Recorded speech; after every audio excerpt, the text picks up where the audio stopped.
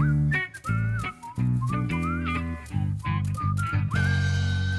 everybody, welcome to another critique episode. Today we're going to be doing hand bones. It's a very tough lesson, lots of really complicated shapes in the phalanges. But you guys actually did a very good job. I was impressed with the quality of your assignments this time. So awesome. Thank you for submitting really good work. So actually, if you haven't watched that lesson, pause this video, go back, watch that lesson because it's going to be really confusing if you're not familiar with the simplified hand bone forms. Okay, so I hope you guys are as excited about moving on to muscles as I am. The arm muscles are really fun. Complicated, gets really hard in the forearms, but really fun once you get the hang of it and once you learn the tricks to get it under control. It becomes a lot easier. So, all right, let's finish off these hand bones so that we can move on to muscles. Okay, Felix, good work. My suggestion is to start with, well, first of all, start with gesture as you're doing, and then when you're doing the phalanges, draw the box. Okay, so for example, let's say this little guy right in here, this whole phalange, the whole phalanx looks skewed, looks like the perspective kind of wasn't worked out. It was drawn freehand really quickly. What I would suggest is to draw the box first, and that will help you keep its proportions correct, the thicknesses and the angles. So let's see, we are seeing quite a bit of that side plane. Okay, so it's going to be something like that. We know that it's going to be about that thick. And we're seeing very little of that top plane. And there's the front plane. And there you go. Okay, so there's the box. So we know that that cylinder and that little bridge shape needs to fit in there. Okay, so let's put the cylinder in here, right on that end. Got the cap. And there's the cylinder. We know the other end is more or less of a box. And then the bridge between the two. And there you go. See how it just fits right into that box.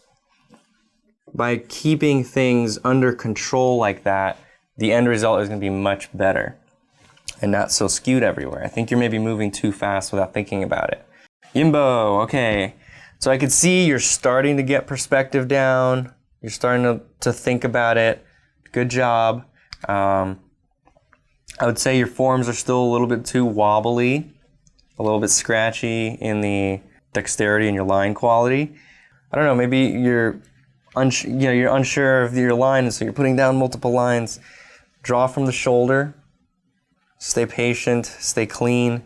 And then, like in here, these digits, I don't think you were really thinking about boxes. I think you were maybe looking at the 3D model and you saw those complex forms and you were trying to draw them but simplify them a little bit, but I would simplify them even more.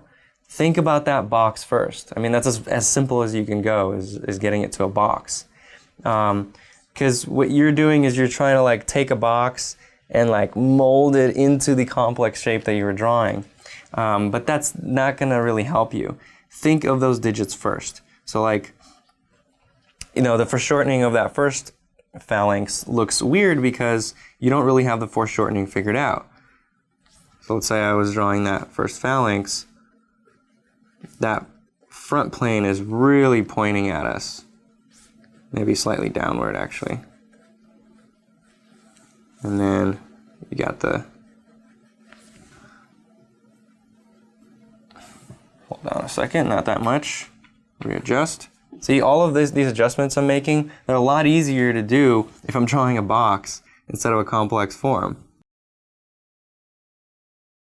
Okay, there's my very, very foreshortened box of the first phalanx, and now I'll just extend from there. I'll extend another one, another box, and I could think about the length because all I'm drawing is just a plane, it's a rectangle. And this one's pointing down more, so I'm not going to see as much of the front plane as I did on the other one. So see how that front plane, much thinner, much narrower. Okay. And then the next one is pointing down even more, so I'm probably not even going to see, I'm definitely not going to see the end cap. It's pointing away from us at this point. Like so. Yeah. Maybe just a little bit thicker. When these forms are so narrow, it's a little bit tougher to get the perspective right. You're just a millimeter off and it looks too thin.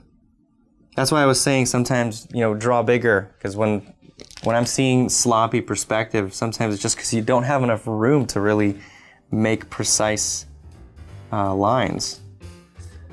Okay, so there you go. There's my phalanxes. I could tell that one is going forward, then one's curving down, and then one's curving straight down. And from there, it would be much easier to then put those cylinder shapes of the joints, hook shapes around those, the bridge, all that sort of stuff, because the hard part, those angles of the perspective, I've already figured that out. And then I just put the little forms based on that. And with that, I'm gonna end it. So thank you guys for submitting your assignments. As always, I had a great time critiquing you. Thanks for being brave and submitting your work for everybody to see and for me to tear it all apart. All right guys, I'll see you next time. What's better than Proko videos? Premium Proko videos. If you want to see more critiques, go to proko.com/anatomy. I have several more critiques for all the anatomy lessons, which review common mistakes and how to fix them in your drawings. Turn your anatomy skills up to 11 at proko.com/anatomy. For those of you who will be participating in the caricature course, we've created a community group where you can talk to your fellow students and get feedback on your caricatures. Join the group at proko.com/groups.